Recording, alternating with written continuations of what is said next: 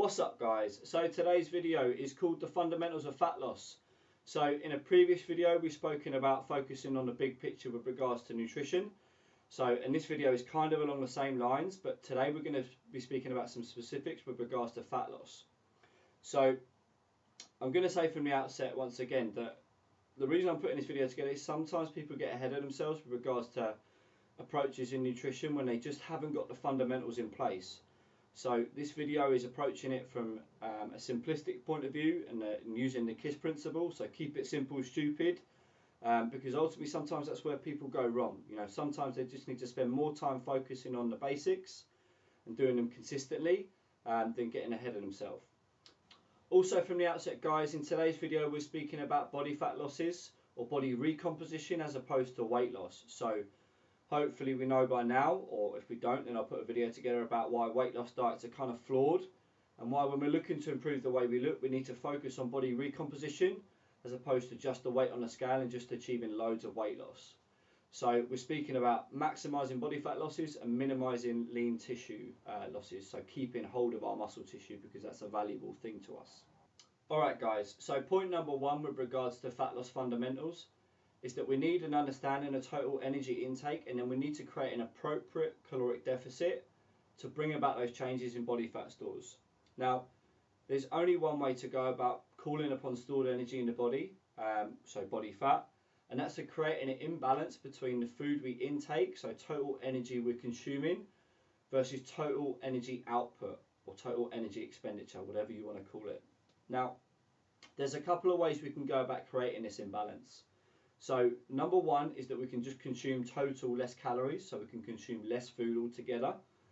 Point number two guys is that we can change the food quality. So I'm not talking here about organic versus non-organic food. What I'm talking about is eating foods which are typically less caloric dense than other foods. So very highly processed foods can sometimes be very caloric dense versus kind of whole single ingredients foods which typically aren't that caloric dense. So you've got to remember here guys as well, it's an important point to remember that the body fat losses that may occur from changing the food quality haven't occurred because of the change in food quality, they've occurred because of the deficit you created.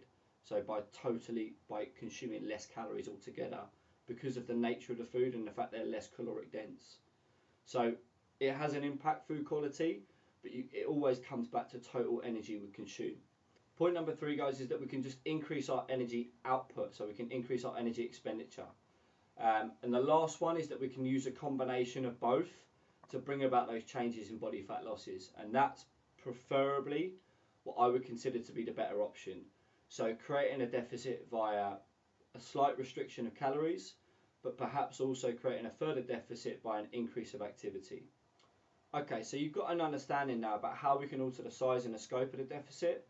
But now you need to understand how many calories can I consume on a daily basis to bring about those changes in body fat. Well, to do this we need an understanding of what's called maintenance calorie levels. So maintenance calorie levels is what you would consume where your weight or your composition, it doesn't change, it stays the same. Now, most people don't have any clue about how many calories they consume where this occurs. So what they need to do is spend some time tracking their intake over a decent amount of time, I'm going to say a week, and they can begin to understand and put some numbers behind that. There are equations you can use to calculate this, but remember, I'd always prefer to see people do it off real life than using some equation, because that's going to be far more representative to you as an individual than using some not made up equation, but some equation that might give you a number which is way off your actual true representative maintenance calorie level. So spend some time, track your intake, get an understanding for what you're currently consuming where your weight doesn't change, and that would be your maintenance levels. Once you understand that, you can create a deficit. How big does a deficit need to be? It doesn't need to be stupidly big. Somewhere in the region of 10 to 20% off of the maintenance levels is a pretty good starting position for most people. Sometimes people go super aggressive with cutting calories out, and yes, they'll probably experience some weight loss and some body fat losses, but they're probably going to experience a lot of lean tissue losses to go along with that. Now, we want to make sure that whatever results we have are sustainable. So I'd go about your drops in body fat at a very gradual and small rate. If you can bring about changes weekly, very small changes weekly, they're going to be far more sustainable in the long term than going this really like yo-yo approach where you're significantly cutting calories, losing weight, losing muscle tissue to go with it. Your metabolic rate is really, really powerful. You want to protect that, and obviously having lots of muscle tissue to go with that it assists in your metabolic rate. So take your time, guys. So just to recap, understanding maintenance calorie levels, create a deficit of somewhere in the region of 10 to 20%, and then work and play around with how you respond to that. So if you've chosen 20%, for example, and you find that, yes, I'm experiencing some body fat losses, but I feel like I might be losing some muscle tissue as well, I'd probably curb the total calories back up a little bit towards maintenance. So you might go 15% instead of 20%, or you might go 10%. Do it off of real world experiences, guys, and see how you respond to the deficit you create. Fat loss fundamental point number 2, guys, is that once you understand your calorie demands of your deficit, you need to set an appropriate protein level. So obviously when we diet and when we're speaking about dropping body fat, we're speaking about holding on to as much muscle tissue as possible. Protein is going to be your most valuable macronutrient to do that. Now, this is quite a general assumption, but generally the leaner and more muscular someone is, the higher their need or demand for protein is going to be. How much? Well, I'm going to have to give you quite a broad spectrum and say anywhere from sort of 1.8 grams per kilograms, anywhere up to 3 grams per kilograms is going to be a decent spectrum for you to work off. Obviously you can base it, you can change it, but I would err on the side of too much as opposed to too little, and then you can just change and adjust based on your response to it.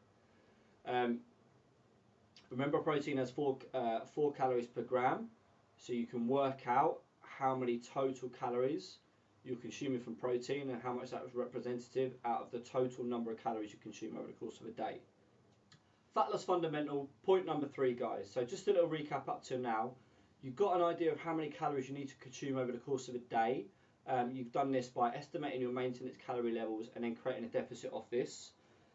You've also set a good protein intake or a sufficient protein intake, and you understand how many calories you're consuming from protein.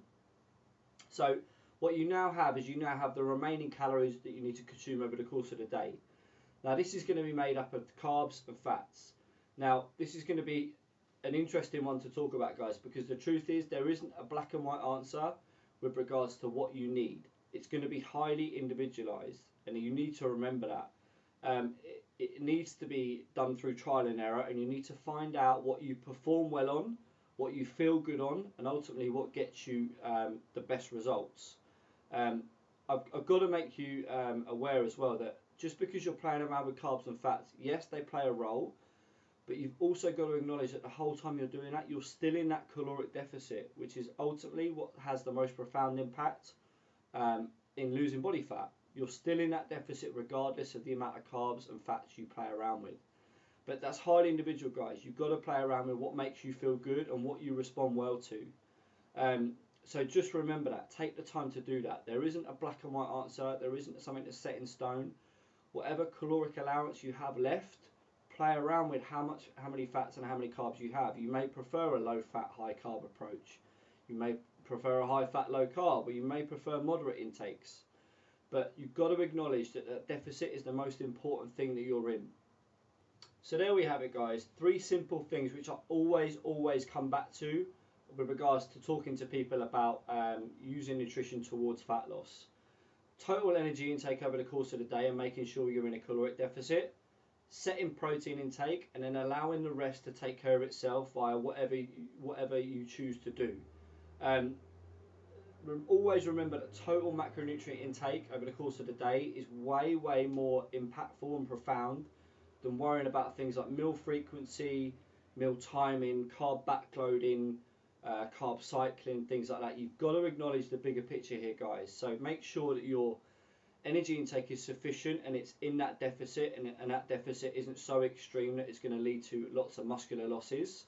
It's a slow and gradual process. Make sure that your protein is sufficient enough to protect also against your lean muscle losses, and allow the rest to take care of itself via trial and error. So playing around with what makes you feel good, what you respond well to, and ultimately what gets you results. There we have it, guys. It's a really simple video. I hope this has helped. As ever, please feel free to leave us comments and questions, and leave us some ideas with regards to what you'd like to see in future videos. Until next time, guys, take it easy.